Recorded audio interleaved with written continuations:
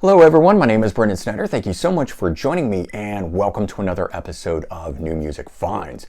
So this is where I like to collect together all the different things that I've purchased over the past week and present it to you. And I get it from different places like my local record store, but also online retail like Amazon, eBay, and more.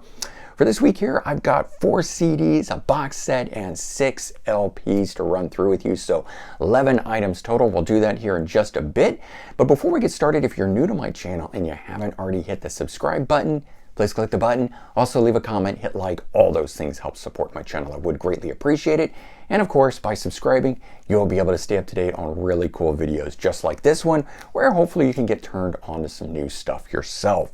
So we like to kick off with new releases, and this past Friday, February 10th, we had a brand new live Stones album come out called Grr Live. It's actually recorded for the 50th anniversary, so at this point 10 years ago, and in 2012, so it's been a little while since this thing has been done, but sounds great. I was glad to get it.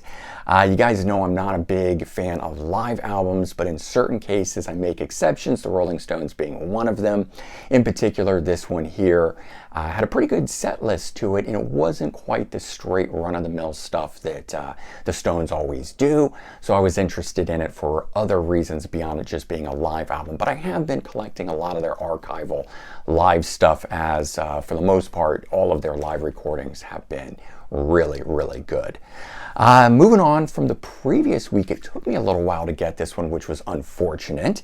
But from February 3rd release week, Winery Dogs, the 3rd album. Really enjoying this one right now. Of course, we've got Richie Kotzen on guitar and vocals. We've got Billy Sheehan on bass and Mike Portnoy on drums. Just a very cool super group of guys there playing together. And it's been a while. I don't remember exactly how long it's been since the last Winery Dogs album, but I have to say this was worth the wait, because this album from top to bottom on it is just really, really good.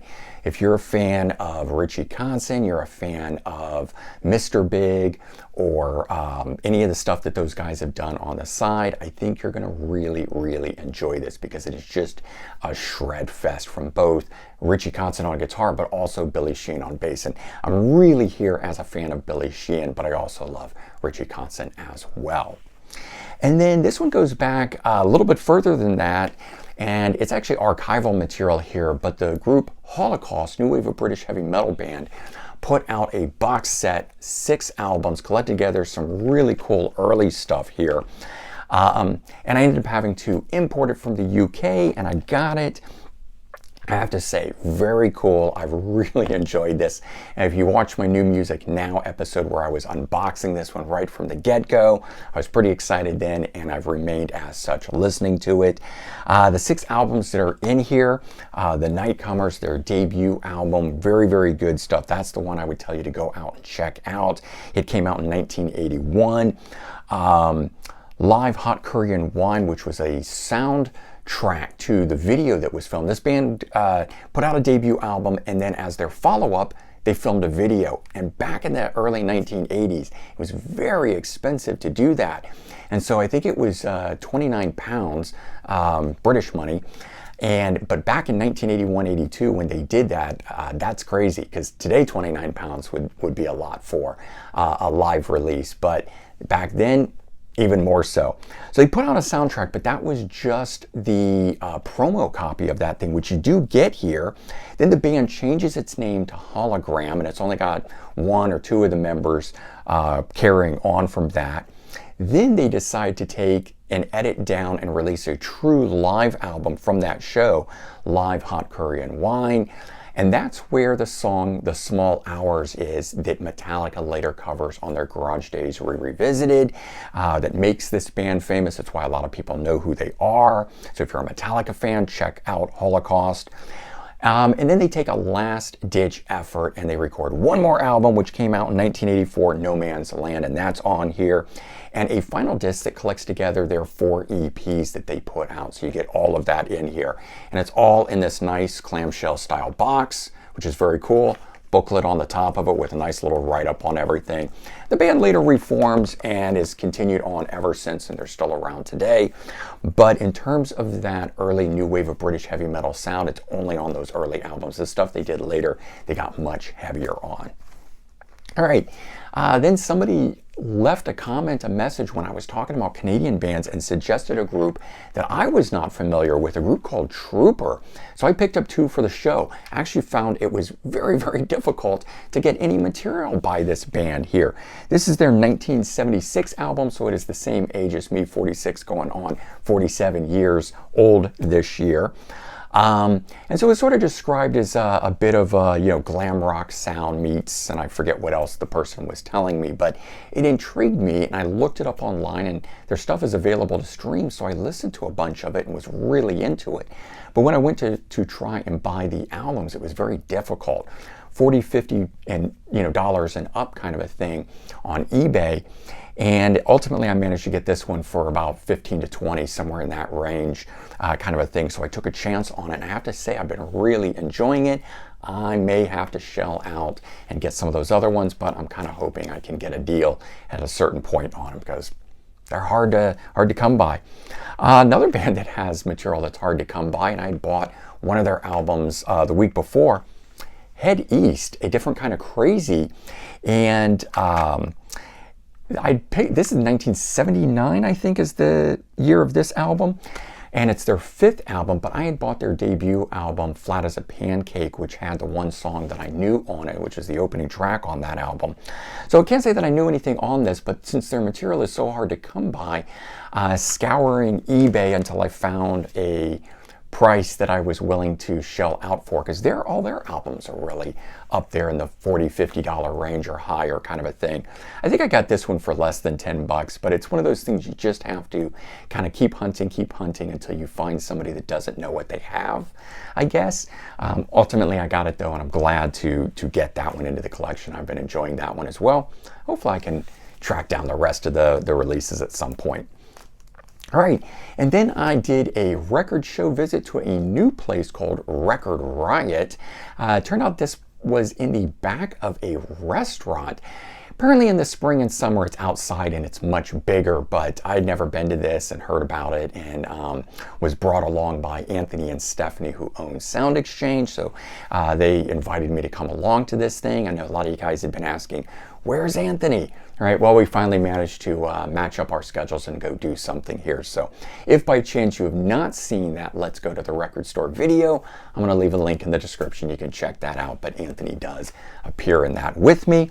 And so the stuff that I picked up there, 6 albums, Crosby, Stills, and Nash Allies. So this one here has 2 studio tracks that kick it off, and the rest is live. It's got some stuff from the late 70s, but mainly 1982. And me and 1980s sounding albums, so I was very happy to get a hold of that. And because I was picking that up and wanting more of that, I picked up Stephen Stills' album, Right By You.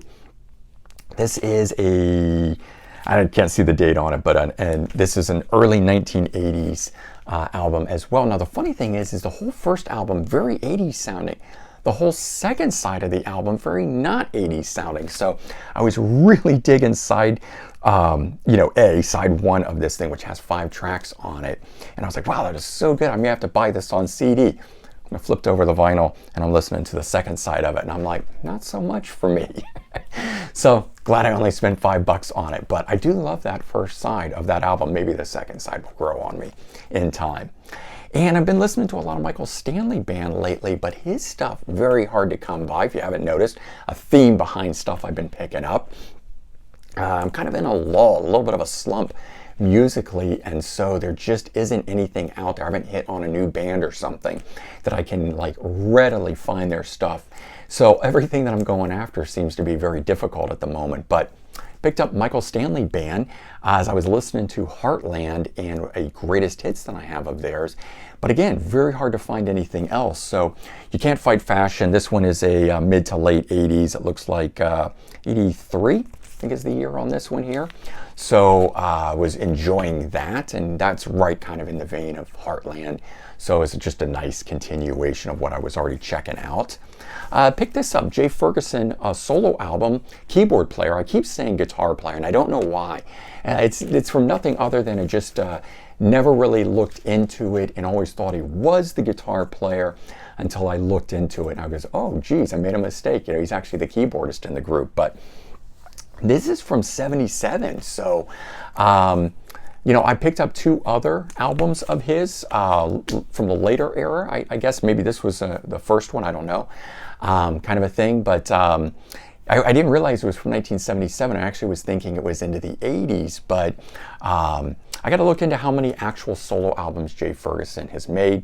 But I did get this. It's sealed, so I'm very happy with that. I love it when I can get a hold of that, which leads into the next one, which is a sealed one.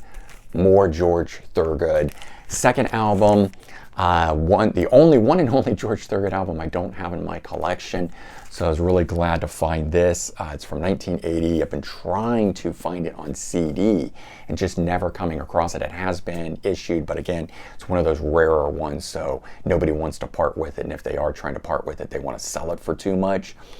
This one has a number of tracks that everybody knows, but the song Nighttime he would later re-record, and I knew that. But there's also the opening cut, I'm Wanted, on here, and it's just good stuff start to finish. I've listened to it digitally, but I'm glad to finally have a real copy to have in the collection. And then one that I've only touched on recently and didn't even know there was a second album to for the longest time. Ginger Baker's Air Force. This is Air Force 2.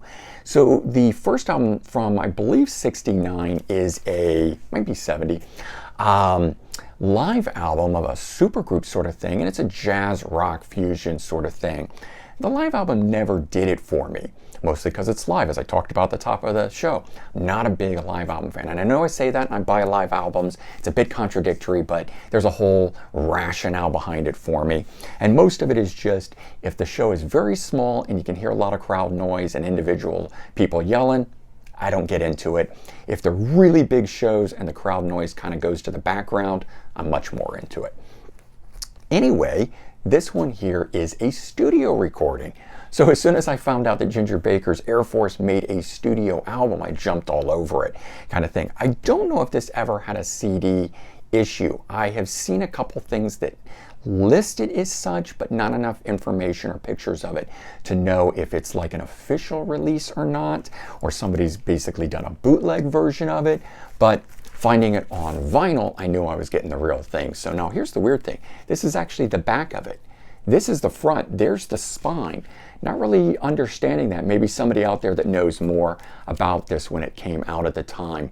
Why is the name, title, and album cover, because this is what is shown on like streaming services and stuff today, why is that on the back side of it? No name, no mention of anything on this side of it, just kind of weird. I'm sure there's some rationale behind it, but there you go. That's the 11 things that I picked up this past week. Hopefully you enjoyed seeing what all that stuff is and how it ties into other things that I've been picking up and listening to. But I kind of hope that it springs some new ideas for you and you can go out and search some things. And, if you have any cool recommendations like Trooper here, I'm always all ears as I'm trying to get turned on to some new things. So, all right, everyone, take care. Have a good one, and I'll talk to you soon. Bye-bye.